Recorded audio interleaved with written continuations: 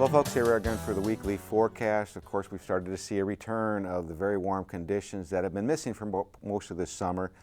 The only precipitation of any consequence that occurred during this last 7-day period, of course, was in that Wednesday night through Thursday time frame as a cold front tried to push its way southward. And we've seen some pretty significant moisture hitting portions of northeastern Nebraska. So the models underplayed the potential for this precipitation, but 2 inches plus was recorded in numerous locations of essentially Ainsworth over toward northern Iowa and portions of southern Minnesota. Unfortunately, as that system pushed southward toward the I-80 corridor, we've seen the precipitation totals drop off rather dramatically.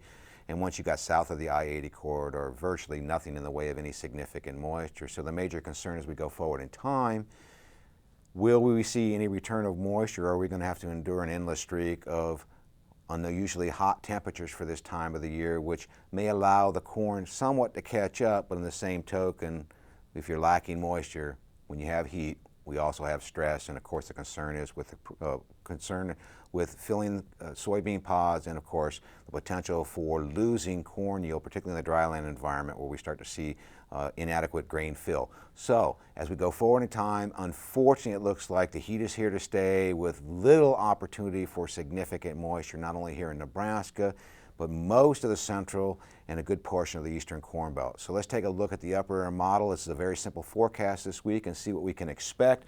And here's that big upper air ridge that is really encompassing a good portion of the corn belt. And you'll notice a trough in the western United States is trying to work in, but it's butting up against this very strong ridge and is going absolutely nowhere. So we're getting that monsoonal moisture feed on the back side of this high pressure system. So all the activity will be directed to the west and to the north of Nebraska. For today, the best opportunity for any precipitation will be most likely in the panhandle, close to where this energy is moving around the western side of the ridge, but the farther east you get, really no significant moisture. And it doesn't improve as we go forward in time. The ridge remains locked in place. All the activity goes to our north on Sunday, and as we get into Monday, we actually see the ridge starting to back a little bit toward the west and actually intensifying, and we look to see some fairly warm temperatures really building into the region, with most of that activity directed well up into western Dakotas and southern Canada in terms of precipitation. Now, by the time we get to Tuesday, see that high is centered right over the central United States, and that means that Nebraska will share in the wealth in terms of warmth. We'll start to see our temperatures gradually increasing as the week progresses, and it appears that as we get into the Wednesday through Friday time frame with this high pressure system sitting over top of us, we will see our hottest temperatures of this 7-day period, and I would not be surprised that we'll see several instances of plus 100-degree readings, particularly across south central, southwestern Nebraska.